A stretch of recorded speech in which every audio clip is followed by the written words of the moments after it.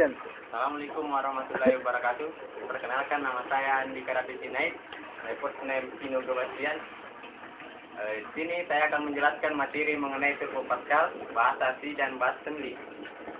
Yang pertama adalah Turbo Pascal, adalah sebuah sistem pengembangan perangkat lunak yang terdiri dari kompiler dan lingkungan pengembangan terintegrasi, yang dalam bahasa Inggris disebutkan dengan Integrated Development Improvement atau IDE.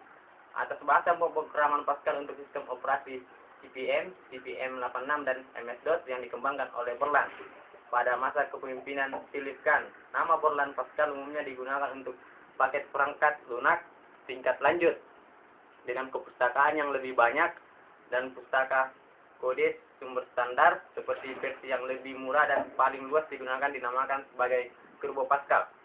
Nama Borland juga digunakan sebagai dialek spesifikasi Pascal buatan Borland itu sendiri.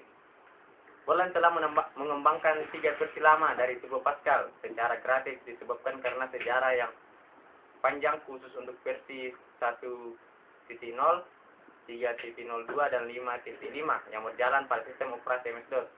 Berbicara tentang sejarah Turbo Pascal, pada awalnya kompiler Blue Label Pascal yang dibuat untuk sistem operasi komputer makro berbasis kaset NESI milik Nescom yang dirilis tahun 1981 oleh Anders Gisberg.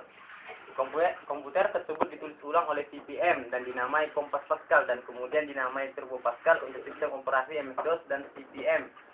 Versi Turbo Pascal untuk komputer itu sendiri sebenarnya pernah dikembangkan tahun 1986, namun pengembangannya dihentikan sekitar tahun 1992. Adapun versi-versi DOS yang lain yaitu antara lain versi 1.3. Ya, itu dia teman-teman. Versi pertama dari Turbo Pascal yang kemudian disebut dengan versi 1 memiliki unit kerja yang sangat cepat dibandingkan komputer Pascal untuk komputer mikro dan lain-lainnya. Komputer tersebut tersedia untuk sistem operasi CP/M, CP/M86 dan MS-DOS, dan penggunaannya itu sangat luas pada masa itu, sekitar tahun 1992. Versi Turbo Pascal untuk CP/M saat itu bisa digunakan pada komputer Apple II yang sangat populer jika digunakan dengan sebuah Z80 Spotcard, produk pertama perangkat keras yang dikembangkan Microsoft pada tahun 1980.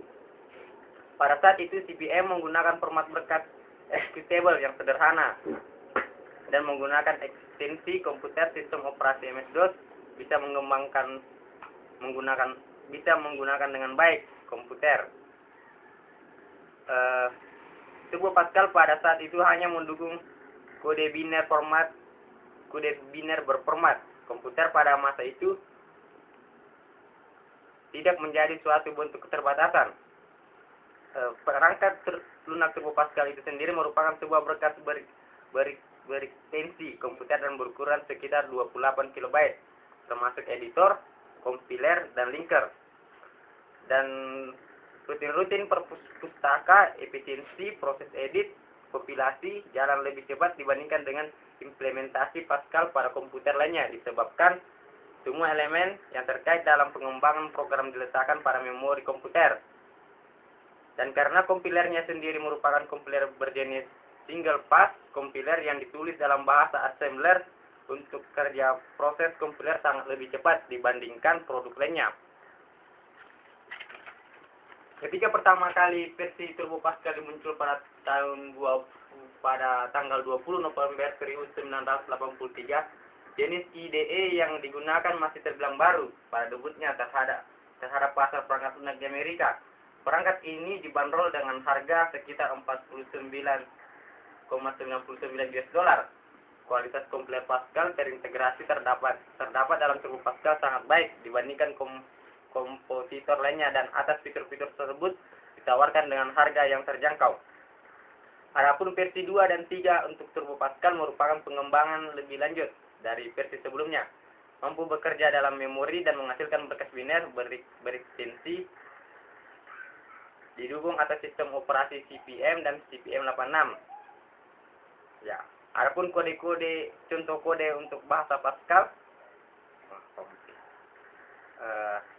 yaitu seperti tanda bintang. Oke. Nah, lanjut untuk pembahasan kedua yaitu bahasa C. Bahasa pemrograman C dirancang oleh Dennis M. Nama perancangnya itu sabar ya, Bung. Di berat, Bung. Dennis mana nih? Oh, iya.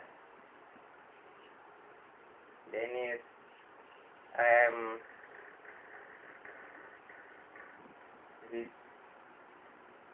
Oke, ini dia nama perancangnya yang dirancang pada tahun 1972 di AC dan C Bell Lab. Bahasa C dikembangkan dalam bahasa BPCL yang kepanjangannya itu Basic Combined Programming Language, dan bahasa BPCL dikembangkan oleh Martin Richard.